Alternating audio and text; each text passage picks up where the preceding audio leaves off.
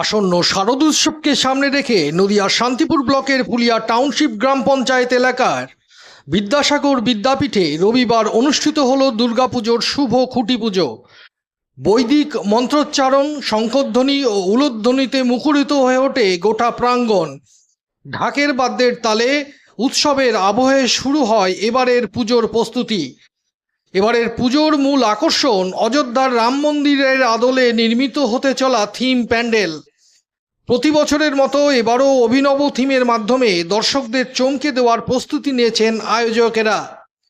খুঁটি পুজোর শুভ সূচনা করেন শান্তিপুর ব্লক উন্নয়ন আধিকারিক অনির্বাণ রায়। উপস্থিত ছিলেন শান্তিপুর পঞ্চায়েত সমিতির সহসভাপতি চঞ্চল চক্রবর্তী, পুজো কমিটির সদস্য, বিশিষ্ট ব্যক্তিবর্গ এবং এলাকার অসংখ্য বাসিন্দা।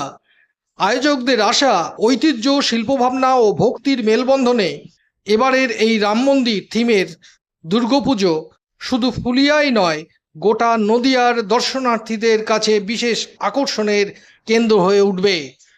ব্যুরো রিপোর্ট, বাংলার প্রতিনিধি।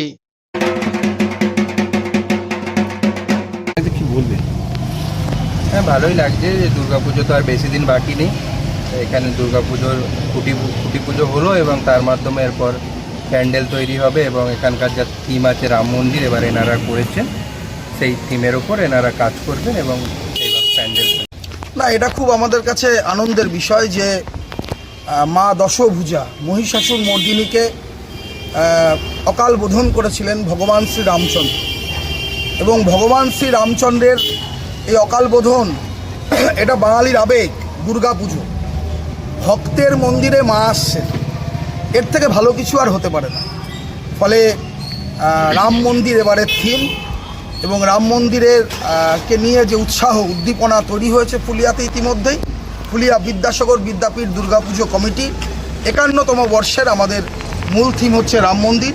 আমরা ফুলিয়ার সর্বস্তরের এবং ফুলিয়ার পার্শ্ববর্তী অঞ্চলের সর্বস্তরের মানুষকে আজকে খুঁটি পুজোর মধ্য দিয়ে আমন্ত্রণ জানাচ্ছি যে আসুন, দেখুন, উপভোগ করুন এবং রাম মন্দিরের আনন্দ উষ্ণতা অনুভব